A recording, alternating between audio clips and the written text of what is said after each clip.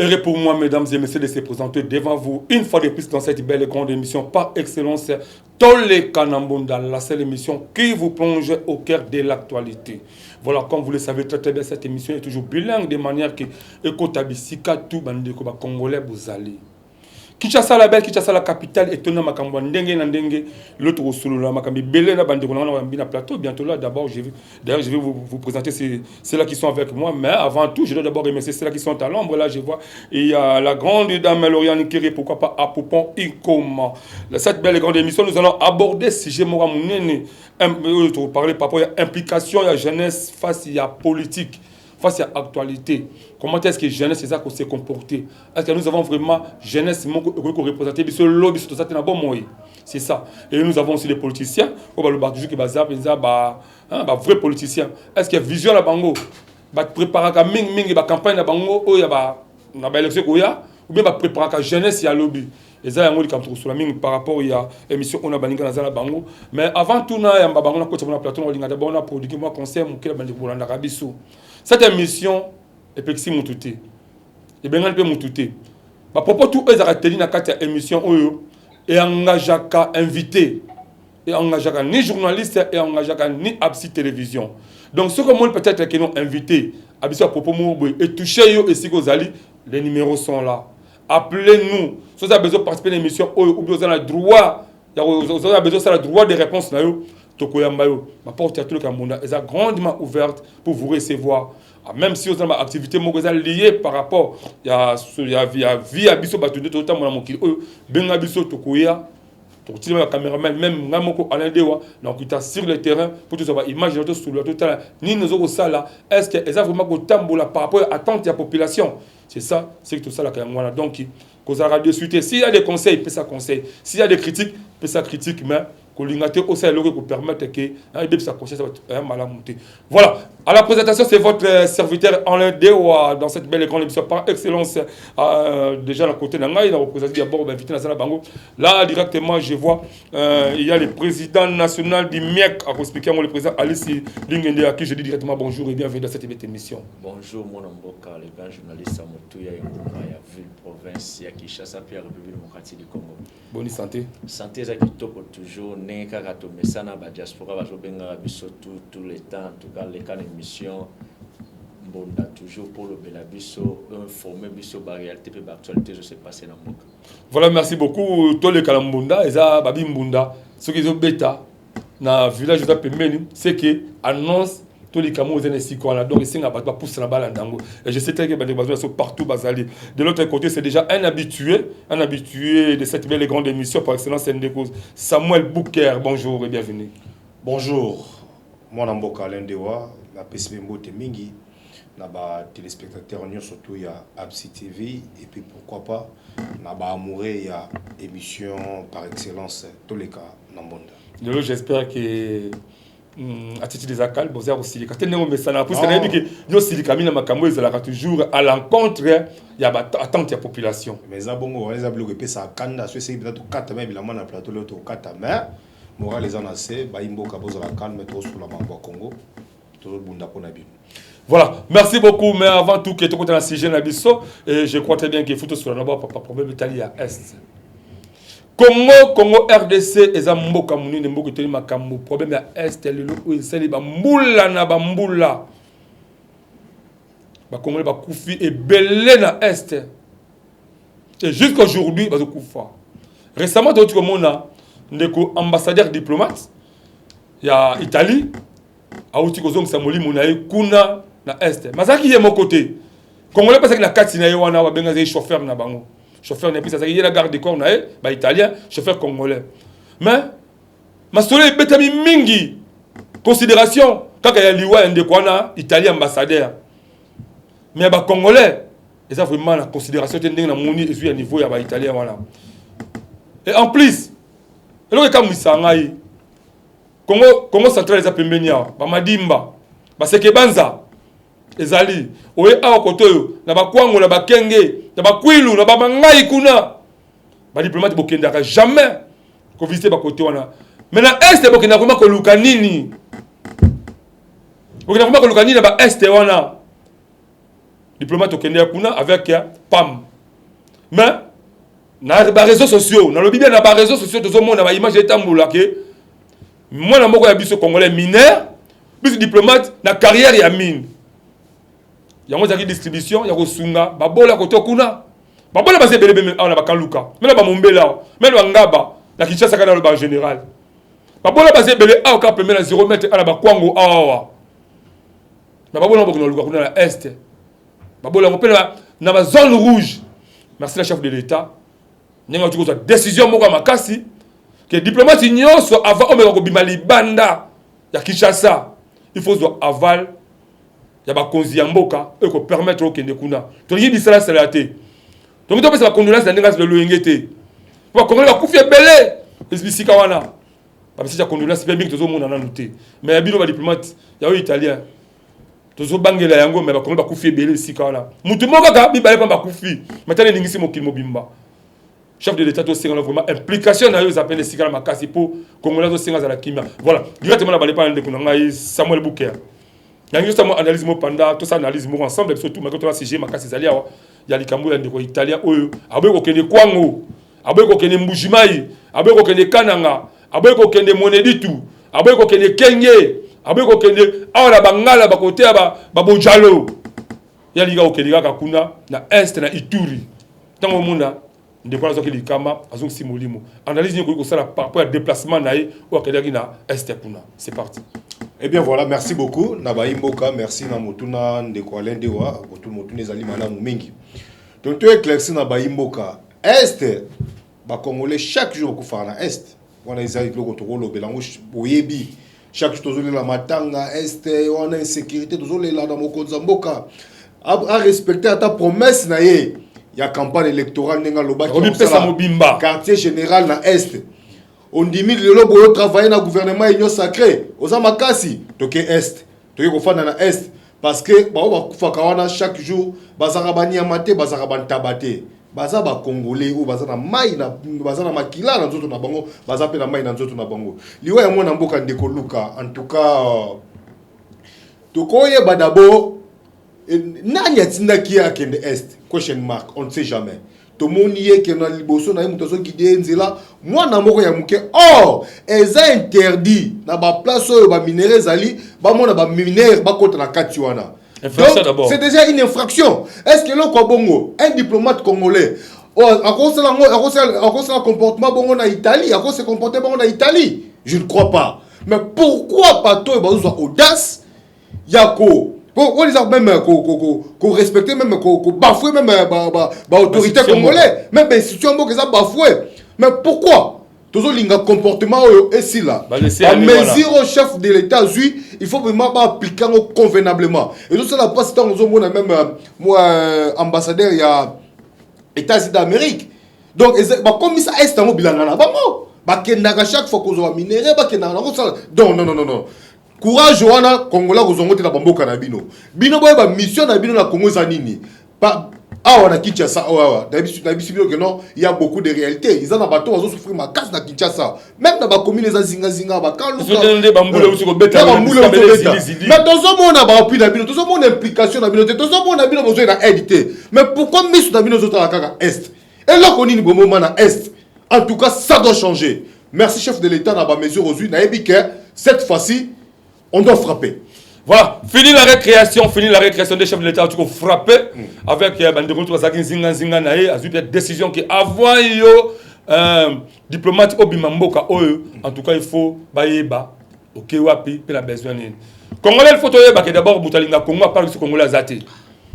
Ba même ba pays au bazar Zinga na biso, ba toujours jaloux avec RDC pourquoi? Pour pas dire que tous allez mboka o tondi bo mengo o que surtout chema yele songa to lingika Congo automatiquement le fait présent au bout de bakeno Congo Afrique est la forme de revolver gâchette nango za Zaïre il suffit que baba fina gâchette wana Afrique mba moto kopela be ko bonga comme elengi yango zo mona ke balingi Congo to ka balingi Congo te tout le monde a regardé que c'est le financement 1 million de dollars 100 millions parce que Congo ezalaka il y a profité à jalousie pour dire que ça peut 100 millions de dollars à Congo ba ko zongo fois 20 Donc vous avez Congolais tous conscience que baké. Ceux qui gagnent notre ligne Congo té, tout ça dans Congo azalité. Alors voilà la question que moi Mboka Alice Lingende la le capé pas non boité ça pour auto ça analyse, il y a pas pour la présence au Ememi Liwa, il y a ndeko na biso Luka na niveau est. Pour na yo analyse ko ça. Merci moi Mboka le grand journaliste à Motuyo bazolanda biso na mikili ya poto pe na Afrique mobimba.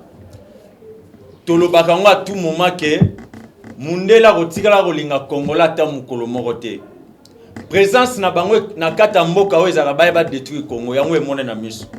Ozomona ce total bien ambassadeur wana koyane wa il n'était pas venu pour une mission humanitaire.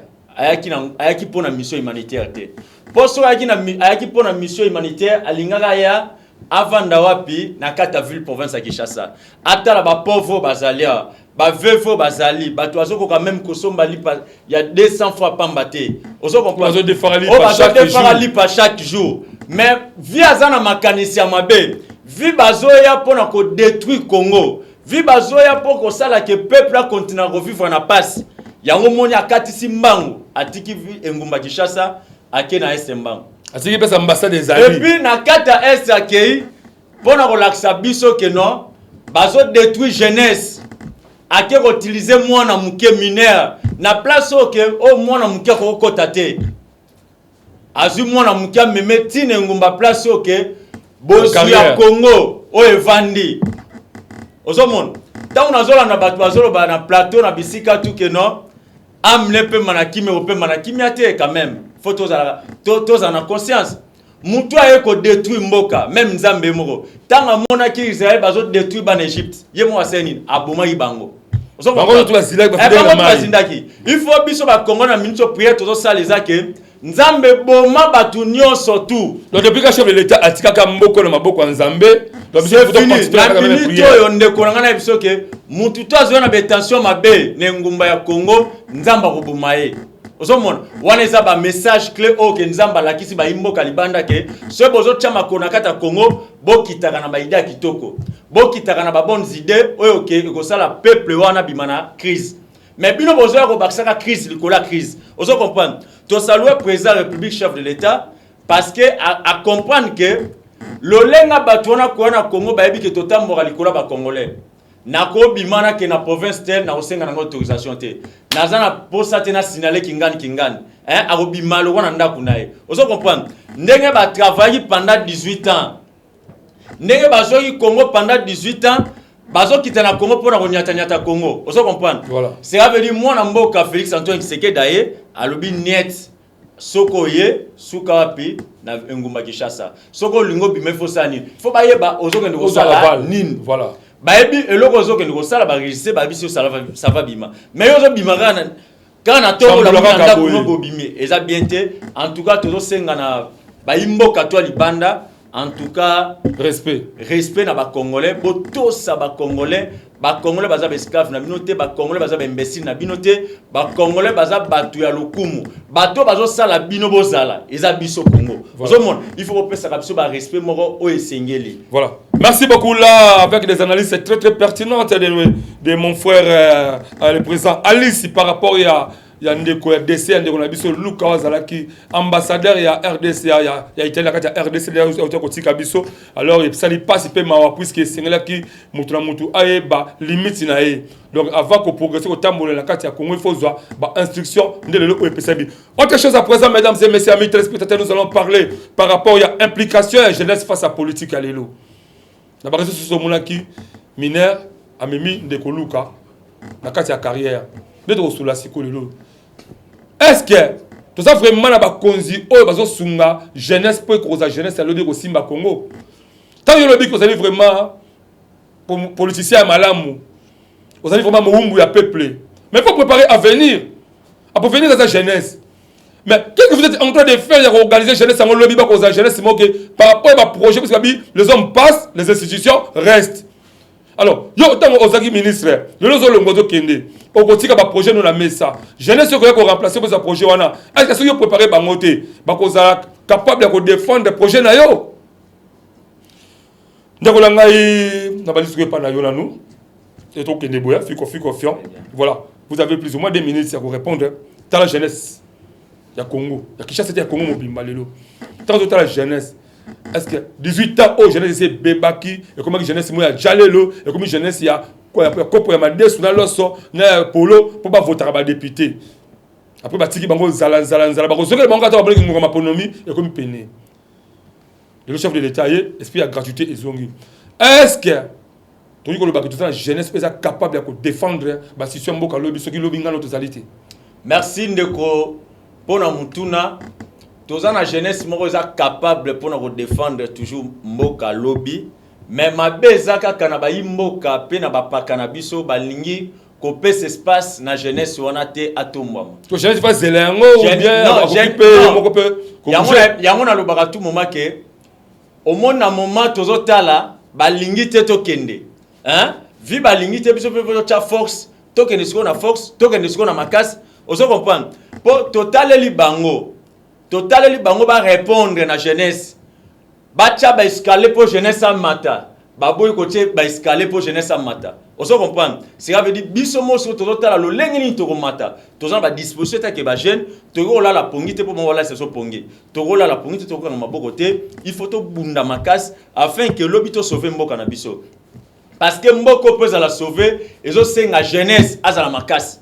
So jeunesse c'est comme faible, c'est fini pour le Congo. Vous comprenez? Yango moni eza miroir, eza makanisi. Même ya ba imbo kalibanda o bazo linga Congo. Ezo ngaka toujours sima babite pour Congo zo sima. Il faut to casser jeunesse. To casser jeunesse ya Congo afin que lobby tous en ba dirigeant malamu. La complicité là ba dirigeant la biso aboka. C'est ça non bango ba lingi ba vandaka, ba lingi ba jeune ba avancer te. Yango loko tozo telemela. Yango tozo senga tout moment. Na bato bazana makanisi ya mabe afin que ba jeune ba progresser te. Tolobaki gratuité. On comprend que le bana ba vanda na banda. Bana ba bimite bana ba tangite. Combien de temps, combien de mois? On se comprend. Cela veut dire que na sotali même le lenge ya diplomatie wana bana ba vanda na banda kuno tozo mona insécurité ezaki lokuta. Eza manière toujours que ya kosala que ba jeune va faire pour réclamer ba vie na bango. Parce que yo quand école au tique église. Vous comprenez? Église yo 100 1000 personnes à 4, 100 personnes à 4. Aussi au tique ba terrasse babar. Vous comprenez? Babar ils ont détruit jeunesse. Aussi au tique mais école ils ont construit ba vie à jeune, ya jeunesse. Ba jeune base à la bien lobby au kanyango pendant 1 mois pendant 2 mois. Est-ce que vous avez un souci à jeunesse, vous avez un souci dans côté? Yango tozo le ba clair. Ba jeune va prendre en charge parce que ceux qui batali balani lo lenge ya gouvernement balani lo lenge ya ba continuer bazo niataka biso ba jeune bazo linga ba fina biso poto yo kanate to bimisata mutute il faut te prendre en charge to travailler pour l'intérêt ya mboka pe pour l'intérêt ya biso ba jeune yango tozo senga boy na ba continuer surtout ye ngumba ya Kinshasa pe ngumba ya République démocratique du Congo misu na bino botala na jeunesse botala na jeunesse po na ngongo tokoti ba blague ezate souci pesate ce bo meki po na ba jeunesse bo mona biso ba jeune tant bozo tala biso te to ko telema na banzela to bana chaque jour to za na nzela po na ko défendre pe ko luka intérêt na. Voilà, merci beaucoup. Voilà to vutolo ba parpo ya application ya jeunesse na kati ya politique lelo moi na mboka ndeko samuzi to so toujours ba jeunesse na peut toujours 2 minutes to parler par rapport à jeunesse tant que la jeunesse lelo est-ce qu'on peut dire réellement que tout ça ba jeune mo que o ba capable ou vraiment ba jeune mo noble par rapport aussi à comportement. Peut-être d'abord comportement parce que le la monnaie pour la jeune c'est le logo finga n'ako ba bêtise comme un normal. Donc biso ba jeune le comment que muto comment droit na ngai mais toi ba sur la devoir na bisoté. Eh bien mais il faut comprendre que non mutu tout azana droit na ye on t'a pas devoir na yo est-ce que jeune c'est les autres rempli puis na devoir na le bac saké le jeune pour que remplacer ba yebaza ko kambasula mkola lobby. Nalingaka mingi question où étali vraiment jeunesse parce que babi jeunesse ils a force ya mboka mobimba. Yango moni que tangu ba politiciens congolais ba comprendre que jeunesse ils a force ya mboka mobimba ba sala kinini. Ba memela ki ba jeunesse congolaise ba memela ki yango zododo ba kitisi yango prix. Ba memeli bango a gagner. Ba memeli bango yamba. Pendant 18 ans ya mwana mboka Joseph Kabila. Voilà.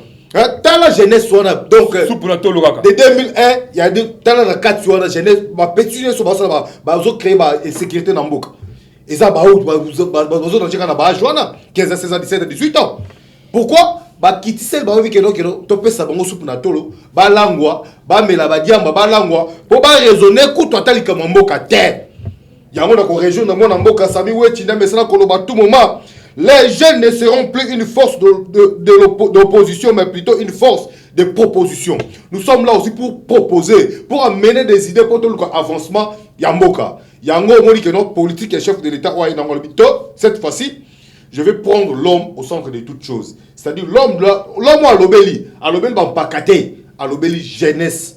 Donc jeunesse cette fois-ci, il faut proposer peu ba idée, ba compter ba on a ba institution et l'État. Pour jeunesse c'est ça force à lobby. Le cas là, tu as 8 ans, bateau va s'acquérir le na biso ba politique, ba encadrer biso mabe. Tu commences ça na suko ba effort na biso personnel pour to yeba ndenge ni fonctionnement ya mboka et kendaka. Pourquoi les ba effort perso? To lo baté que nous to encadrer pas bateau bon boy. Tala na otanga lelo ba comment ba douter mais tala ba tunyo so to benga lelo ba gros poisson. Bateau bango ba encadrer ba za banane. Mingi ba bana bango. Pourquoi ba suit ba yibi ba mbongo ya mboka Congo. Ba tindi bana na ba état si na ba poto kuna ba za former d'une manière positive. Les bana ba comment ba suppléant. Les bana na bango wana ba za ba suppléant, on ba na ba assemblée nationale, mais tala sikoyo bato yo ba tata na bango ba za na ba possibilité. Ya ko comme ça bana ba niveau wana te. Mais tala lelo boy, ba vina avenir bana wana les années. Ce n'est pas assuré. Ya moni jeunesse consciente. Oh biso to télébi boy, to lobi plus rien ne serait comme avant. Toza na posa to ngamboka Congo, soit jeunesse côté na mona makam.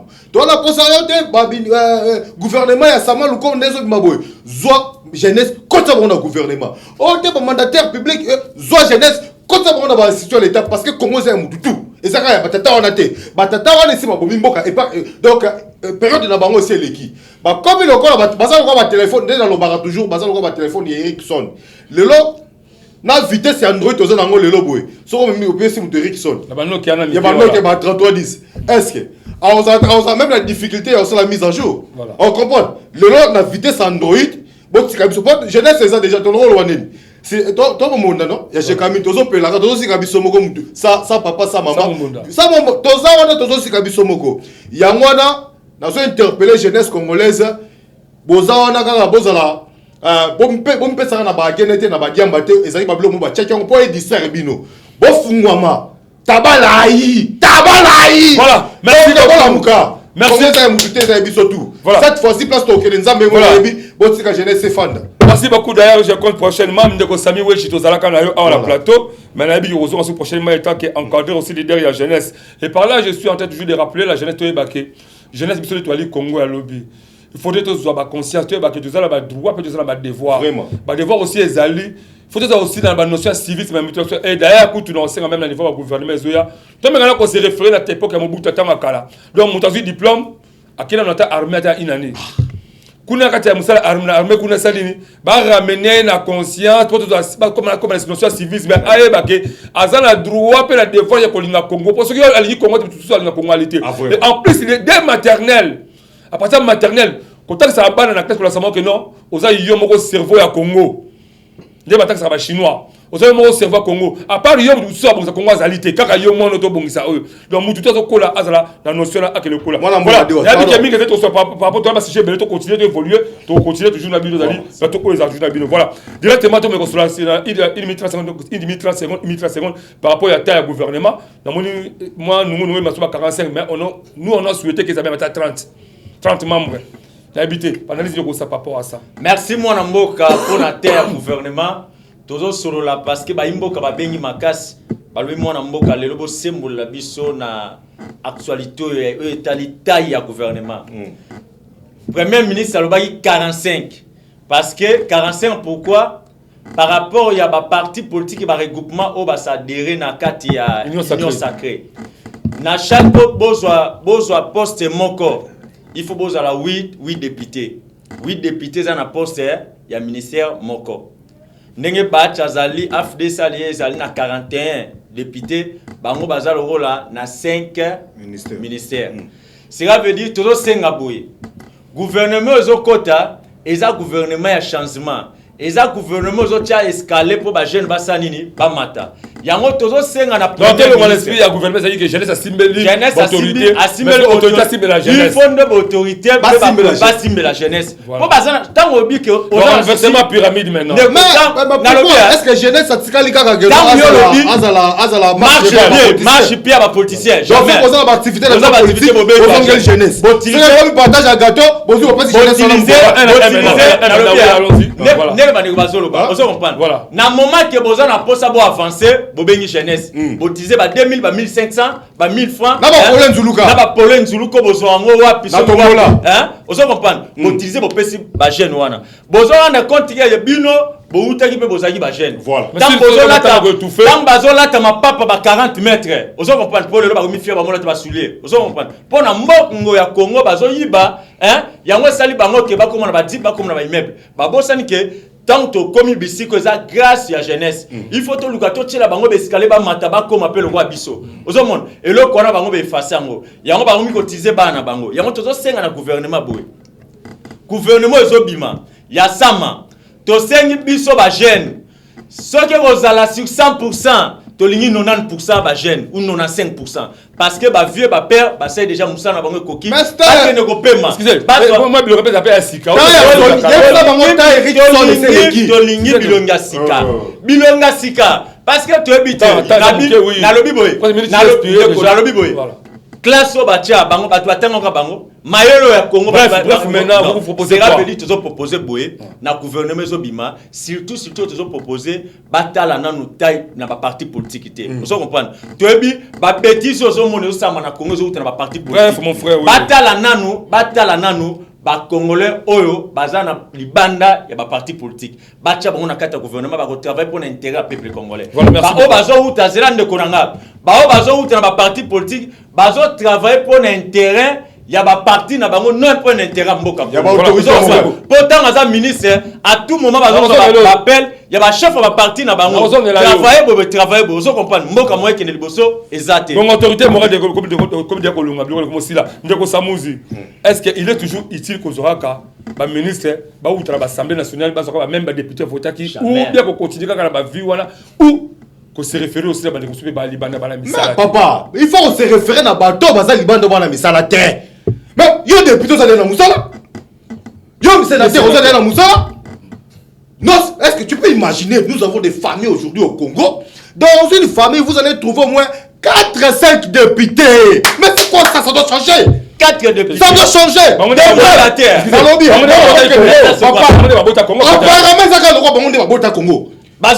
Chef de l'État, s'il vous plaît. C'est la politique à proximité. C'est-à-dire politique à population. Zala toujours na ngambo peuple ko na ngambo ya ba assemblée nationale wa te ba député te ya ba sénateur te parce que baza na kata misala zombi sur la talisa sur la société civile zombi sur talisa sur la population même na kata sobito même na kata ba parti politique wana est-ce que ba jeune na kata parti politique wana bazate bazali dans la ligue des jeunes bazana ba niveau très élevé nous avons une ligue dans la ligue des jeunes chaque parti dans la ligue des jeunes nango. Bon, c'est référé à la Ligue des jeunes, dans le parti politique. Bon, récupérer jeunesse.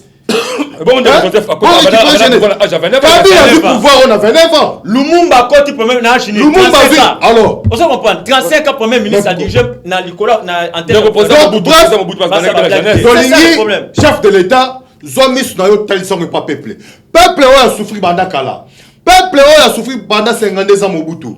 Peuple a 500 pendant 18 ans à Kabila, dans 3 ans à Kabila, le peuple a toujours la souffrance. Voilà, merci beaucoup. Dans l'union sacrée, au gouvernement, l'union sacrée, mon amour, Sama Lukondo, et c'est le soulagement pour les Congolais. Tout le monde a sentiment à parti politique, tout le temps, la biso, soumis sur la biso, tout avancé Congo. Tout réfléchir pour le Congo. Tout lié à Congo, tout mêlé à Congo, au moins que nous, Makamboza et Liboso. Merci beaucoup, la bande de Kolanga, toujours, vous évoluez toujours, Congolais, l'Inga Congo, les amis, tout le Congo, le Kola, Yozalité. Et ça, mais monsieur Mozo, ko telemisa mutola ki pongi la muka tika na telecommande mo panzi ozana ebula oningana te so moni e déranger la kata malobato solo la awa benga biso to koyamba prochainement la émission oyo jeunesse to sa conscience to ba que jeunesse les ali Congo à lobby pe ba ko boza liboso pe ba ko sunga jeunesse mais si quand on continue na partie mususu émission to solo par rapport à Kinshasa vous allez centre ya ba institution à Congo Kinshasa ezali ya kamamande ko Chantilingo Bilambaka. Auta ko za gouverneur kuna na Numbi. Kinshasa esika melie batikeli na ndeko ande Kimbuta Nyangu. Oya sinyaga mukanda oya ba Edith aussi le ba bourgmestre mingi mutuza polele Kiliba. Parce qu'on l'a ba pongi. Kidiba. Vous voulez toujours ba rétro. Dites-moi maintenant yo bourgmestre est-ce que y habite que mukanda o ezali pe yango ko kotelo mbongo pour permettre que commune évoluer. Au temps de ba babala, na ba boulevard, na ba prince, on va contenir tellement belé. Yo bourgmestre habite be exemple ko sanctionner. Donc on sur la bande papa et ba comportement. Au temps la commune mobilité ah vous avez combien de limité beaucoup ça peut combien tu as beaucoup tu es là moi beaucoup mais ça ndenge ni c'est trop bureau le ko la ka gouverner parce que trop bureau merci beaucoup na mona mboka Jacques Epian na Munze liso banzambe musala vraiment sala maka d'abord avant sur baninga par rapport makambo etali makambo ya ba commune makambo ya ville pour ça qui ça donc il est bon na maluku tout à commenter est-ce que musala sala maki ya kinbo peut félicitations de kolanga parce que na muki ozo sala donc on a transformé d'abord ndeka to sobozo mane les maisons les kala donc on a mona ndeba na maluku baza concentré tani bazo longola ba salité bozo na mona ba image bino moko tala yemo beaucoup parce que ndenge azako motiver batu hein donc bozo ko luka transformer maluku et comme la leba ya kala et comme la limité ya kala et comme la gombe oui mona mona 5 maluba non nazo lo attends sur la image ya moi ozo balancer on ozo les gana moni tangu ba fenea bazana kata ville province à Kinshasa ils ont un bateau ba courager au baza pe na mission aigle au bazana posa de bana souci à Kinshasa pour Kinshasa ils ont ba kolo nango ba aventurer le so de tchéché ba bourgmestre na ba commune ba samsani voilà mais dans la Jacques Mpiana tout le bateau mais il est toujours en mouvement il est toujours sur le terrain jamon ba so la image comportement zo mona ya malukwana eza brigade ya assainissement communautaire eza population bon moment quoi voilà population bon moment va comprendre déterminé derrière un seul homme déterminé non le cola mon continent azak déjà que non pragmatique na terrain biso sani to mi compte na vision to assainir milé to répondre besoin ya ba conduire ba sengi opération Kinbopeto malgré Kanyaka ya kate po ngobi la pesa ba Kanyaka le soutien voilà ah où tu quoi ça ba rétrocession na $2000 ba pesa raté yango moni mwana mboka Jacques Epiana aza muto ko féliciter ne ngumba Kinshasa yesoko bambia libango ko so 1500 mabanga na journée ozo comprendre donc azo vivre pas collaboration avec population azana malukwa mais so kiti na masina bana masina ba sepelaka na musala osala parce que ba kino bazana posa bato ba osala musala pour intérêt na bango lokola ba Jacques Epiana tongo midi poko remone sur terrain okomone na bureau te hein aza muto que non il faut qu'on féliciter aza pe muto ko ça même chef de l'état ko sa chef de l'état même ba gouverneur c'est ba gouverneur ba véritable kinois baza ba to pesa ba médaille ko pesa ba diplôme de mérite na ba bourgmestre boy vous comprenez ba diplôme excusez on peut pas on diplôme non ba diplôme de mérite c'est comment ça pour pas papier lire ba wana ba papier mais il faut qu'on investigation ba jeune c'est là ba jeune il faut batika diamba vous comprendre tango lingo défendre musala lingo défendre il faut tika diamba OK no ko ba papier à diamba o tiango diplôme OK ko pesa mu et puis na muto yo ke ko zwango voilà Jacques Epiana en tout cas ba congolais nyonso pe ba kinois tout ba PC be kakosoa akende liboso continue musala biso ba kinois toi na simana merci on va sur mon élément to sur qui a Kinbopeto to besoin beaucoup mais ça va bazour quoi avancer alors toi c'est ba bomba c'est bien emboîter ba pa na mais nazo mona sur la commune ya Kalamu ndeko na biso Kadima asali boutique communale est-ce que population ya Kalamba bazo bénéficier de la boutique na place ya certains cyber café ko tia wifi ofele ndeko samuzi pona yo mwana mboka lende ozo sala passe makambo to lobi to koloba ngo kaka parce que so lobi so to lobi to lobate to kokufa poni Kadima ba to kokufa kaka na yango il faut to lobaka to kufa mbala moko inyo la kisaboy comment se fait-il un bourgmestre avec quelle compétence ou bien quelle qualité maison communale là d'abord ils ont la cybercafé T ils ont la moi bureautique mo roté ils ont na moi disons moi ba matériel ma longue exacté ouais quoi avancer on a ndenge ni ko santa moi bibliothèque pour la bana ba habiter ba population Kalamu ba bénéficier nango pas en attente sur le plan scientifique école Sabangwata mais OK ko c'est la moi si na yo maison d'habillement na 4e maison communale et sika l'état Donc, ce qu'on doit représenter l'État, chef de l'État. Parce que vous êtes chef de l'État miniature. Au conseil, c'est chef de. Au conseil, là, besoin d'habillement. Est-ce que Fachini est le président de la République? À conseil, la maman Denis Nyakero, besoin d'habillement, la présidence de la République. C'est l'Union africaine. Yango nazo senga non. Yango toujours da gouverner de la Yango nazo senga. à comprendre boy, na ba réalité boy. Et ça manque ya ça la descente sur terrain. Vous comprenez? Comment la maison communale et le quoi l'État. Gouvernement tambola terre. Quand on est à place au Kaïbi qui a aux Kanyak, vous comprenez? Place aux Kanyak à Tambolate. Donc, gouverneur, dans ce que beaucoup de gens ont emboîté, pas un chef là-bas. Oui, c'est ça, parce qu'au moins, Bougoumès, c'est qui nous reçoit. Alors, à ta maison d'habillement, pour la moi, si naïe. À comme ici, le rôle la maison communale. La famille, le rôle la chambre. Merci beaucoup. Merci, comme autant de monde, est-ce que non? Problème, il y a doyen d'âge. Est-ce que tu trouves que c'est un peu le niveau de l'Assemblée provinciale, mais tu appelles le gouvernement provincial? Eh bien voilà, moi Lamboka, dans le bar, le numéro où tu les cas, dans le bar, on dit est-ce que nous avons compris, est-ce que Kinshasa Oyo, pourquoi tous on a chance de un député à Malonga? Je me pose cette question. Mais vous avez l'Assemblée provinciale, dans le lobby, dans le lobby, tu places bien nos chances. Parce que Bayaki, tu as bien Bayaka. Tu as bien Bayaka. La révision, tu as bien. Oh, je suis passé dans le cadre de l'Assemblée provinciale, tu as bien bien. Tu as bien avant ma député, tu as bien ma papa. Milaï, ma papa, Milaï, ma coordonnée, ma coordonnée, ma pantalon, tu as bien ça. Non, excusez, les amis, je peux le logo au Soko de. Tu as bien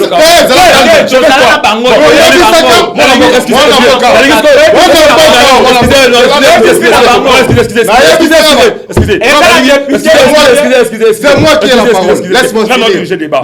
Diriger débat. Non, parce que le temps. Dans l'histoire, ça se analyse par rapport à des députés, tout le monde à niveau. Voilà. Une minute et 30 secondes. Une minute et 30 secondes. Dans un cas de militaire, dans le biboya. Au moins, il y a des députés qui sont sanctionnés pour le gosse en 2013. Marito Kanaba Félicien. Voilà. Oui, tu es sanctionné pourquoi? Voilà, Tchangou. Voilà, Tchangou. Tu es sanctionné pourquoi? Tu es sanctionné. Il faut. Moi, il ne faut pas comprendre que non. On a 2006, tu es sanctionné, on a des élections. Pourquoi? Moi, je suis d'abord commissionnaire. On comprend? Azala commissionnaire. Ayebaka fonctionnement en Mbokate. Bazuye Kozo, papa, le qui commissionnaire, madame l'Assemblée provinciale. Comme il y a ma caméra sur les kilomètres, tout le monde qui n'a pas à l'Assemblée provinciale, Baba, il y a une importance, il y a une hémicycle, il y a une importance, il y a une motion. Azad danger pour la Kinshasa. Azad danger pour la Kinshasa, tout écarté, Bango. Donc, il y a voté cette fois-ci, les députés provinciaux. Bon, comme il y a un comportement qui monte à ça, il y a un député provincial qui a carte dans la poche. Un député, il a interpellé, il a sa gouverneur. Donc, député a failli dans la mission, Paul Luki à la Kanyaka. Na Touni, est-ce que Ngobila? Azamo Konzina, Bino Topino ne vous a pas Ngobila. Non, Bino, comme c'est Ngobila en place à Zawana. Vous suggérez quoi maintenant? Allons directement au but. Alors, écoutez, Bateau a 1000 possibilités, il y a aucun sans Ngobila, ils sont députés provinciaux. Voilà. Ceux qui demandent que non, Ngobila, il faut que nous sachions pas des députés provinciaux. On va sanctionner. Très bureau d'âge.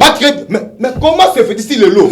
Tout va dans une opération qui ne peut pas tout. Depuis Banda, parce que pour mettre à Banda Kinshasa, non, et Tumbananga, ils ont comme ça Kinshasa, Oyo, Poto Moïse. Parce que vision comme un slogan. Mais vision comme un slogan. Et comment on a marqué l'utopie?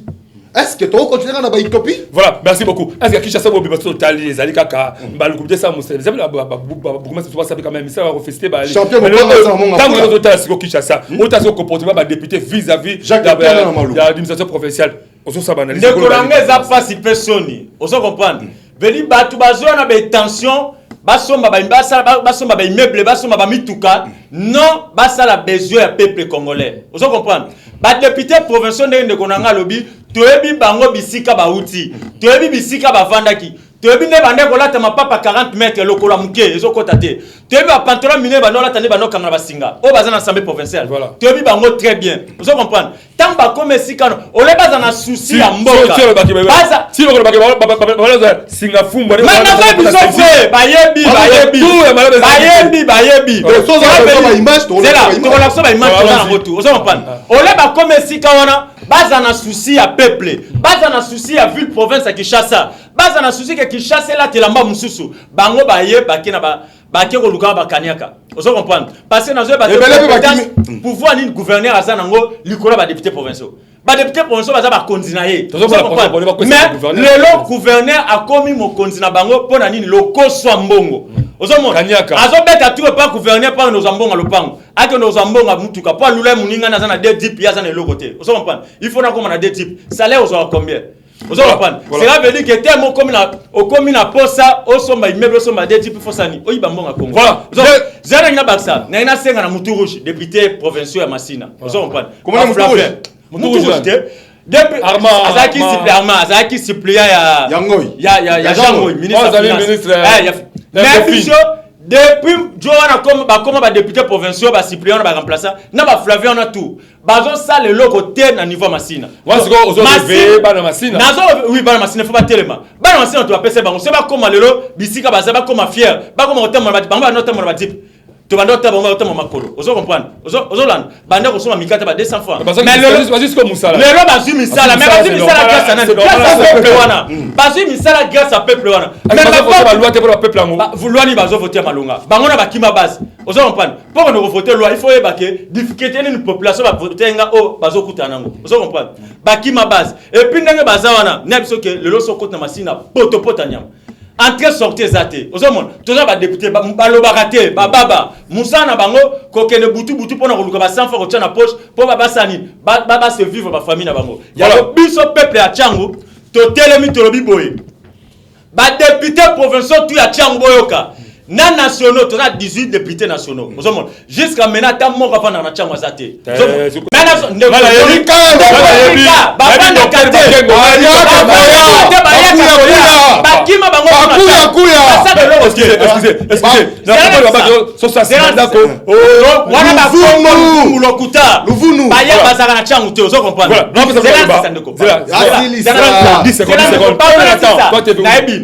18 députés tu na Tchango baya kati bafana na Tchango te. Ozo comprendre. Moussa na bango baya kaso bazu peut-être aya flatter na 1000 francs. C'est fini baké. Baye bi ba problème o te ba na Tchango bazo kuta ba. Yamba nabi émission non. To say na ba député nationaux tu ya Tchango. Na provinciaux auto ba so bazalo kuta baya na émission. Baya na bengi bango baya. Ba lo ba auto zo ba so bazalo kuta. Ba député provinciaux Moussa ba sa raté. Même matin initiative qui to ça ata moi potopote za na luka ba jeune ba ça rien. Vous comprenez? Si en 2023, tu sais que si on continue en 2023, il y a sanctions. Et puis sanctions, même si on va tant que Monica a monté qui est paf, tu as un libanda. La honte du capitaine en tout cas, jeunesse fausse à la EVE, jeunesse la Mouka. Le lot va ça au copaloso. Va passer polluer les comment voter Kingani. Va passer les lots. Le boko lianini. Or, ceux qui ne l'ont commis la conscience, aussi conscience. Au créer à ta métier, au commis kola. Au commis éveillé, au continue là, c'est la gratuité. Je ne sais pas que et qu'on permette un lobby. On est aussi la coupe à soit député, mais moi bosso va ça qu'à l'autre la bozuna, moi peut bander ni pour qu'on organiser final. Tout le monde qui est vraiment la souka, mais il y a avant qu'on chose c'est la bande qu'on va le basuka. Tout la comment est-ce que cercle des journalistes est engagé à Villa Kinshasa. Tu bien ma ville qui a Villa Kinshasa, mais les autres comme Congo, ma Villa Kinshasa pour les alliés capitale ben situé en Boka. Il y a plus de 180 journalistes. Merci d'abord la journaliste belé au basuka intégré. Tout comme le président 220 journalistes. N'a dit que avant mon diplôme ba menakaba ba enquête ba menaba investigation. Beaucoup de la commune qui m'a que attaqué honoré car une équipe de coordination la série des jours s'est engagée par rapport à courage, détermination, il y a aussi un moussala OEP qui m'a c'est parti la régie.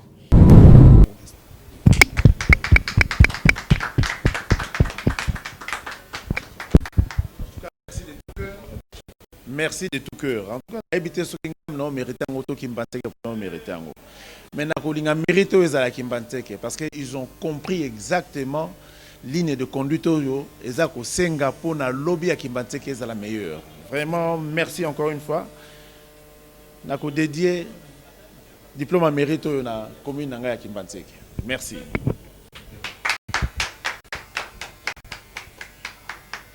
Voilà. Comme Nasuka, vous découvrez, tu vas un monde vivant. Il y a un cercle de gens engagés à Villa Kinshasa. Tu as une mission. Pour ceux qui sont de Toyaka, ceux qui beaucoup de gens qui équipe choc de Toyaka. Mais là, il y a un peu de temps. Mais là, tu as tout mérité, tout honoré. Et Salamine Bomoni, Botika Malamou. À qui les prochains? À qui les prochains? Bientôt. Congo, Congo central, à qui les prochains. Merci beaucoup, bye.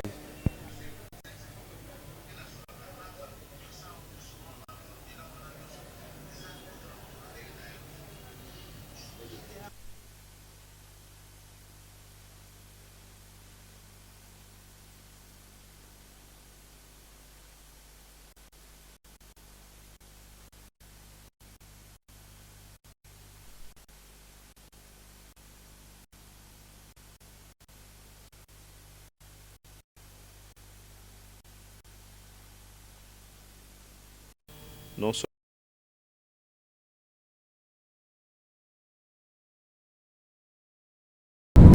merci beaucoup à Madame Lauriane Kéré, merci beaucoup à Madame Marianne Mumbonga et pourquoi pas Areka Chitenge. Ça en est fini, mesdames et messieurs. Merci d'avoir répondu à notre invitation, les amis. Christian Loumouloukou. Merci beaucoup. Chers amis téléspectateurs, restez branchés sur les restes des programmes de Absi Télévision. Restez branchés sur les restes des programmes de Absi Télévision. Donc, la prochaine émission, Honorable Chibalabala.